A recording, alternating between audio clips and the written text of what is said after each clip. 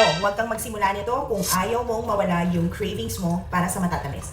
Kagaya ko, dati, nung ganito pa ako, grabe talaga yung cravings ko for sweets like soft drinks, desserts, chocolates, cakes. Parang hindi kumpleto yung araw ko pag hindi ako kumain ng matatamis, especially after meals. But when I started doing these 3 simple habits consistently, doon talaga nagbago ang lahat. Tingnan nyo naman.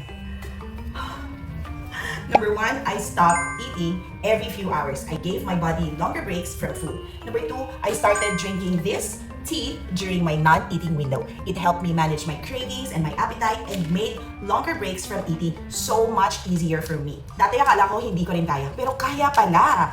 And it is really so easy to sustain. And number 3, fiber before meals. It helps me feel fuller longer, kaya hindi na ako laging naghahanap ng snacks or dessert.